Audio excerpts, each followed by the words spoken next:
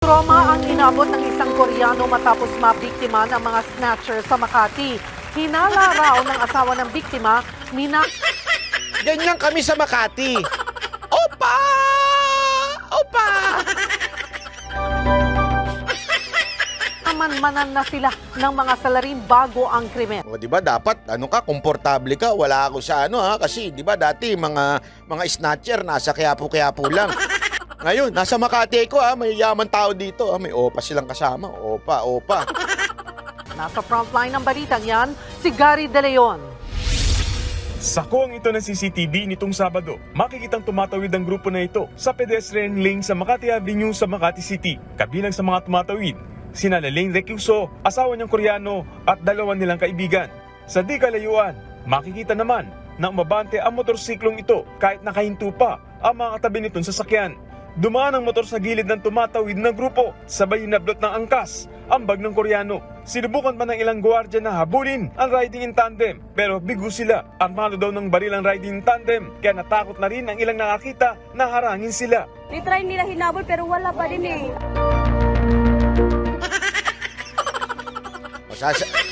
Sasabihin na naman ng iba dyan, di ba? Sasabihin na naman ng iba dyan. Dapat PNP yung masikaso niyan. Oo, tama naman kayo, pero still, unang-unang re-responde dyan, mga barangay, dapat may CCTV, ang laki ng perang kinikita ng tax na Makati.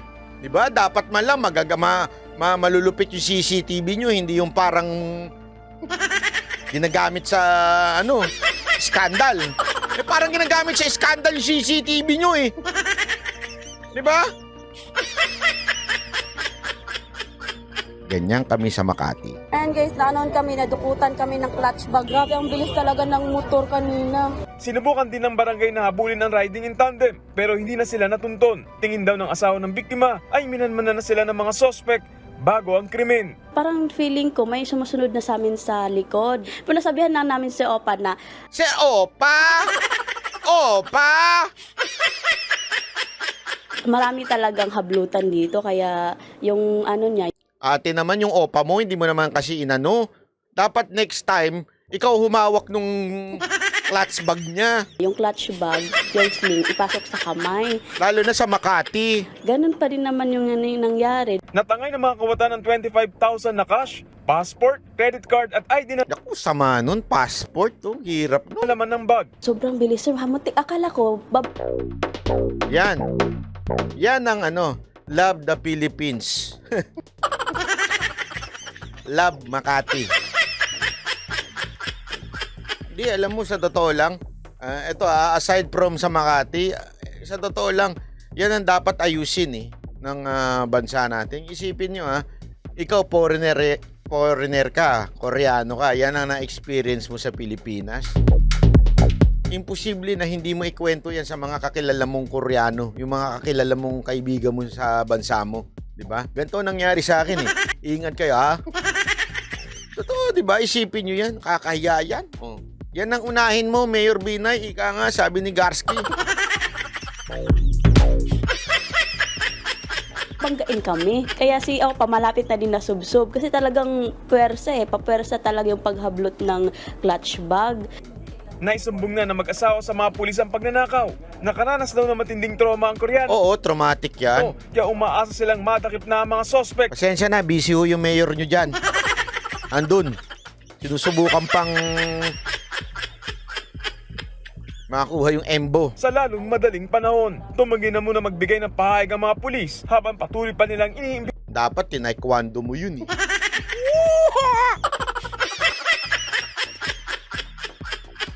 Lapit kayo sa mayor nyo, baka palitan ng bag.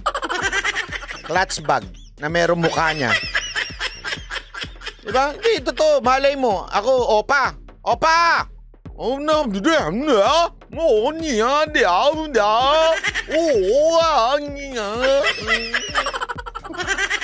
Hindi, baka mamaya palitan pa ng bag ni Mayor Abby yan nang may mukha niya. Grabe, no? Kakahiya. Ganito kami sa Makati. Isipin mo yan, dati, di ba? Makati, safe yan Kasi Makati yan Yan ang business district yan Nandyan ang mga foreigner Di ba? Hindi, walang biro. Di ba? Dati talaga, pag Makati, business district yan eh. Mukhang tinan mo yung lugar na hindi naman mukhang hindi naman liblib yung lugar na pinuntahan ng mga OPA na yun, di ba? Halata namang maliwanag. Ibig sabihin, hindi naman yan yung iskinita. Ganyan na ba ngayon sa Makati?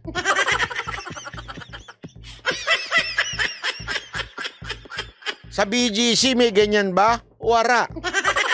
Yari ka sa BGC. Grabe yung dyan, security dyan eh. Walang biro walang biro. Sa BGC, bawat kanto doon meron security guard. Bago ka nga mag-exit meron ka pang security. Kasi yun yung inatasan ng Although marami rin pulis na umiikot. Marami din talagang pulis na umiikot doon. Pero sa dami pa lang ng security na parang deputize nila, ang hirap ng pumarada minsan eh. Pagpaparada ka ng motor, pagbabalandra mo.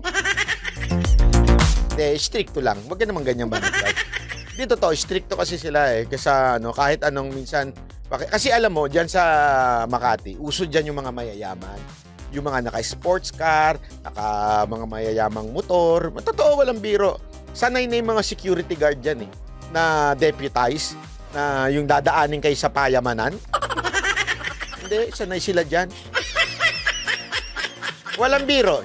Kasi sa ibang mga lugar, pag nakita ng mamahalin yung kotse mo, hindi nasisitahin yan. Pero diyan sa meron talaga silang designated at saka marunong makitungo yung mga security, di ba? Naalala nyo yung meron pang naawa nga ako dun sa parang sinapak nung tawag dun, yung mga nag-skateboard. Totoo lang. Nakikita ko yun Kaya pag nakita ko yung pukpuk sa ulo talaga. Sorry, joke lang. Kasi kawawa alam mo, medyo may bagkabastos talaga yung mga nag-skateboard. Nag-skateboard sila sa may hindi ko alam kung saan galing to mga doon sa gilid minsan nakakasagi na sila ng mga naglalakad. So sinisita sila ng mga guard.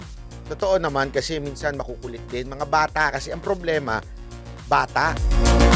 As in, ibig sabihin, hindi sila pwedeng mga ikulong. Hindi pwedeng damputin. Kasi nga may batas tayo, bawal damputin ng mga bata. Kaya minsan nakikita nyo yung sinuntok, kawawa yung security guard na Pero buti na lang din, may mga pulis na naandun. Or else, wala. Ganun talaga Pero alam mo iba, sabi nga ni Boss Randel, BGC the best. Correct. Kaya kayo mga taga-embo-embo, wag na tayo magpaka-plastic. Diyan din naman kayo na namamasyal sa BGC. Nakikita ko nga kayo, nagse-selfie pa kayo, gumagawa pa kayo ng reels and stories Lalakad lang kayo kasi tatawid na lang kayo Walang biro. Tatawid na lang sila. BGC na Isipin nyo mga taga-embo, mamahal pa ang property nyo kung may property kayo unless nilagyan nyo lang ng property.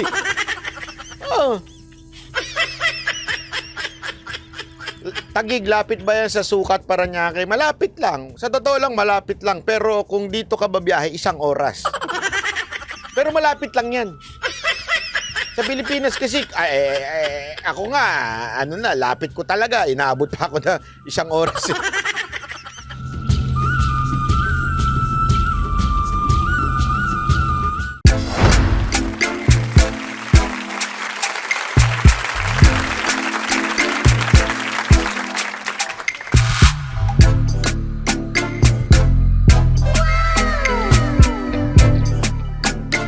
The next performance will start momentarily.